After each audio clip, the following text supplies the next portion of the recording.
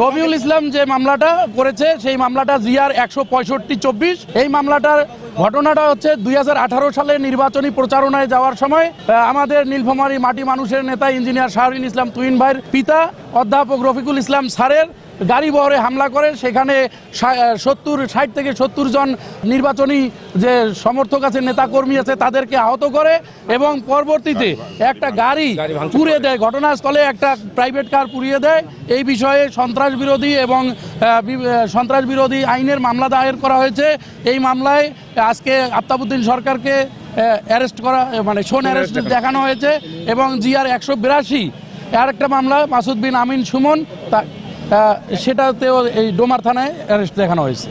অবৈধ এমপি আফতাবউদ্দিন সরকার বিগত স্বৈরাচারের আমলে ডোমারের যুবদল নেতা মাসুদ বিন আমিন তার কাছ থেকে এই সাবেক ভুয়া এমপি আফতাবউদ্দিন সরকার সংশ্লিষ্ট তৎকালীন ওসি মোয়াজ্জেম হোসেন তাদের দুইজন যোগসাজশে প্রত্যক্ষ মদতে এই যুবদল নেতা মাসুদ বিন আমিনের নিকট 10 লক্ষ টাকা চাঁদা দাবি করেছিল।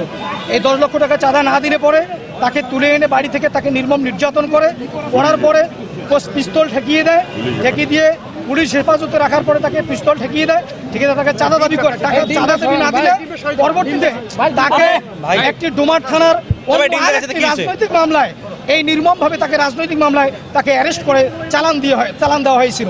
সেই কারণে ওই মাসুদ বিন আমিন তিনি বাদী হয়ে বিজ্ঞ আদালতে মামলা করেছিলেন। এই বিজ্ঞ আদালত ন্যায় বিচারের সাথে সন্তুষ্ট হয়ে মামলাটি এফআইআর হিসেবে ডোমার থানাকে ট্রিট করেছিলেন, নির্দেশ দিয়েছিলেন। সেই ডোমার থানার এই মাসুদ বিন আমিন সাহেবের দায়েরকৃত মামলার যে তদন্তকারী কর্মকর্তা তিনি এই আজকে আফতাবউদ্দিন সরকারের তাকে সোনারেস্ট চেয়েছিলেন। এই তার আবেদনের প্রেক্ষিতে বিজ্ঞ আদালত ন্যায় বিচারের স্বার্থে তার আবেদনের প্রেক্ষিতে তাকে সোনারেস্ট দেখে তাকে বিজ্ঞ আদালত সিডব্লিউ মূলে জেলা হাজতে দেখাতে প্রেরণ করেছে। এই হচ্ছে তার বিরুদ্ধে আরো অনেক মামলা রয়েছে।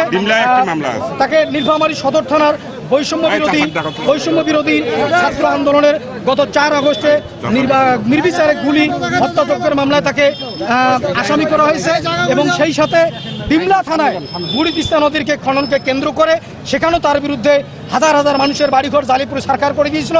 তার পরিপ্রেক্ষিতে ওখানকার যারা ভুক্তভোগী সেই সাধারণ মানুষ তার বিরুদ্ধে একটি মামলা দায়ের করেছিলেন, যে মামলা হচ্ছে ডিমলা থানার মামলা নাম্বার জিআর 212/24 এবং বৈষম্য বিরোধী ছাত্র আন্দোলনের একজন ছাত্র নেতা সৌমিক তিনি 4 আগস্টে কেন্দ্র করে তার বিরুদ্ধে একটি আসাদুজ্জামান নূর সহ প্রায় 60 জনের বিরুদ্ধে মামলা করেছিলেন। সেই মামলা নাম্বার হচ্ছে জিআর 269/24 সদর থানা।